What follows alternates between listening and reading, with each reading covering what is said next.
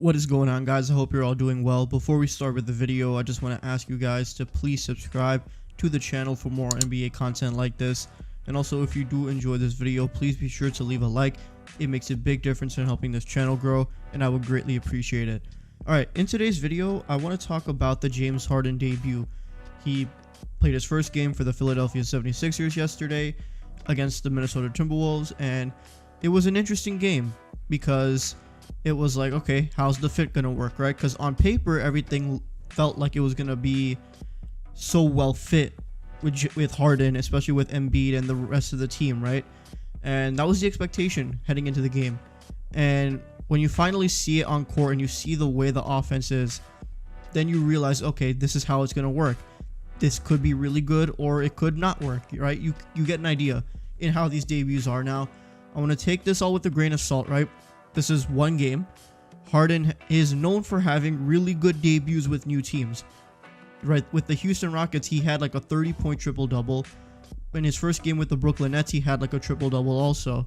And this game, he didn't have a triple-double, but he had a really good game.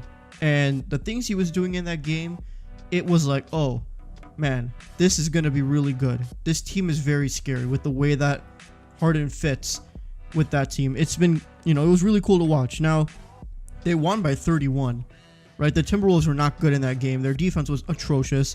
They just let everything happen. And the first thing I immediately noticed when the game started was Harden and Embiid are going to shoot a lot of free throws. With the way they play, they draw so many fouls. I don't know if it was just the way Minnesota was playing on defense, or was it just because it's James Harden and Embiid, two guys who get to the foul line a lot and they draw fouls a lot. But man, there was a lot of free throws in that game yesterday. I don't have the number. I'm trying to find it. But they shot like a ridiculous amount of free throws. Embiid shot 13 free throws. Harden shot 9 free throws. That's a lot, man. I don't know how it's going to be for all the games, but if it's going to be like that for every game, then yeah, good luck guarding this team. That's crazy. But in terms of the game itself, I mean, Harden played terrific. 27 points, 8 rebounds, 12 assists, shot 7 for 12 from the field, 5 for 7 from 3, which, I mean, the joke was hilarious when I saw it on Twitter that James Harden has already passed Ben Simmons in the all-time three-point shots in Philadelphia 76ers history.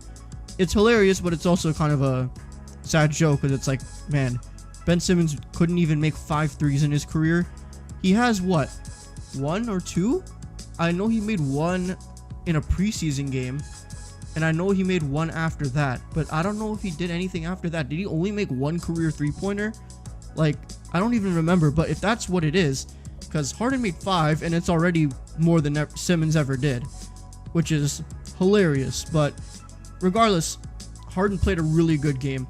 The way he was moving the ball was crazy. His playmaking, which is not new. We know he's really, really good at this stuff. But when you have the guys on this team that you have, like Thibault, like Tobias Harris, like Tyrese Maxey, it just felt like it was like so open for him to just kind of get the ball out to all these incredible players to let them do their thing, right? I mean, there was the one play where Harden gets the ball after the rebound and he just like throws it like perfectly cross court to Maxey for the layup. Like, that was an incredible play. And it was funny because there was a tweet when the trade went down.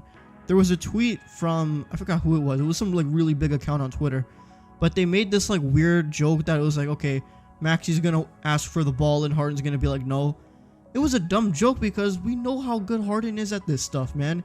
He is an incredible playmaker. He is so good at making plays for others. He is so good at that. We saw it in Houston. We saw it in Brooklyn for a little bit. And we're seeing it now, at least for this one game in Philly. He has so many incredible teammates that why would you not, right? The fact that he's labeled as some like selfish like guy who wants the ball all the time and just gonna shoot all the time, like, that's not who he is. He's gonna get his own shot. That's how he is, but he's not afraid to give it out to others, right? He gets triple doubles all the time.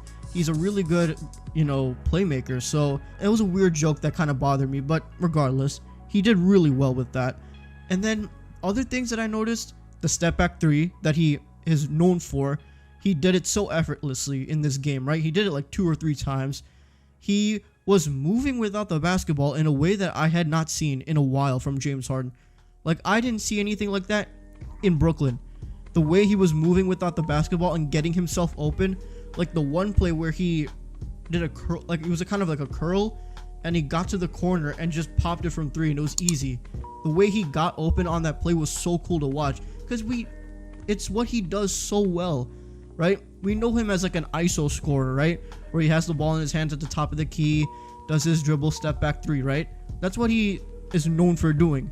But when you see him moving without the basketball, being a catch and shoot guy, it's so cool to watch because it's so deadly when it works, right?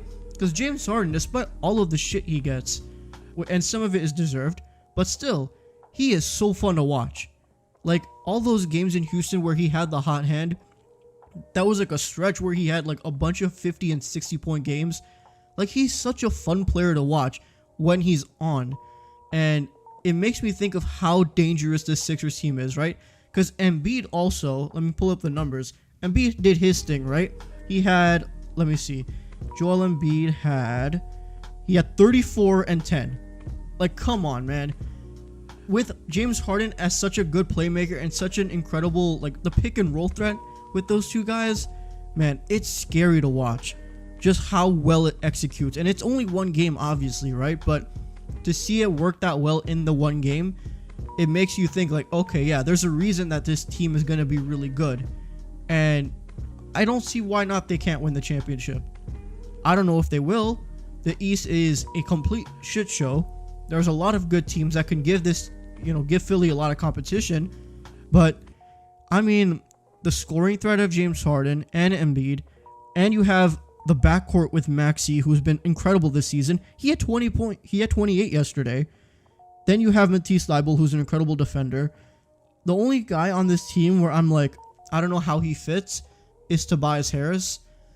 I don't know if it's just going to be a matter of like adjusting to this role, or I don't know what it is, honestly. But I don't know where he fits on this team. Like, he's a decent wing guy. Like, it's not like he's like some great shooter, like a 3-and-D guy, right? Like, Danny Green for me is more of a better option for that, because he can make his shots and he's an incredible defender. I don't know what it is for Tobias Harris that makes him so good, right? So that's the only question I have, right? Like, what is his fit in this like new team, right? But other than that, this team has, some decent depth. Nothing crazy, especially after losing Drummond and Seth Curry. That's 2 big losses, but I think you can make up for that, right? You get Willie Cauley-Stein for a temporary deal. He's not going to do much. But Danny Green, Korkmaz, Paul Millsap, maybe. Like, you can get some opportunities from guys off the bench. But even without that, this team is scary, man. Harden feels like it fits so well. And obviously, there's, 20-something games left in the season. We're going to see how this progresses. And so far, I love what I'm seeing from them. And they're going to be fun to watch the rest of this way. How this works. I can't wait to watch it, man. Because like I feel like it just works so well, man. This team is so fun. They've already been fun to watch this season, to be honest, right? Watching Embiid go on this incredible run where he's, at the top of the MVP race. It's been special to watch. And now you add Harden. Like, could he be the best teammate that Embiid's ever played with? Like, that's a genuine question, because who is his best teammate ever? Like, he had Jimmy Butler for like a season, right? And Butler was great that year too, but I can't even say Ben Simmons was his best teammate, even though Ben Simmons had a lot of great moments. What Harden does for him is like, I think it just makes it work so well. So yeah, I think Harden's the best teammate Embiid's ever played with. And I know it's only one game and it's hyperbole, but I think I can confidently say that just because of how those two guys mesh. I think they mesh well more than Ben Simmons did with him. So yeah, that's it. I'm going to wrap it up here. It's going to be interesting to see how this team goes in the final stretch of this regular season, where they end up in the standings, what the playoff matchups are like, and we'll see if this team can make some noise in the playoffs and maybe compete for a championship. I would love to see it, because Embiid getting a ring would be dope. and Harden too, to be honest. Like, seeing these two guys work together and go on a run and get a ring, that would be fun to watch. I can't even lie. But yeah, I think I'm gonna wrap it up here. Thank you guys so much for watching this video. If you did enjoy, please be sure to leave a like and comment down below your thoughts on this fit. Obviously, we haven't seen what Brooklyn's gonna be like yet. It's still some time before KD gets back, before Ben Simmons gets back. Kyrie might be able to play home games soon, so it's still gonna be some time before we see what Brooklyn looks like, and I'll make a video then. But so far with Philly, I love what I'm seeing, and I'm curious to hear what you guys think too, so let me know in the comments. And if you haven't already, please be sure to hit that subscribe button for more NBA content like this. And that's it. Thank you guys, as always, for your continuous support, and I will see you guys in the next one. Peace.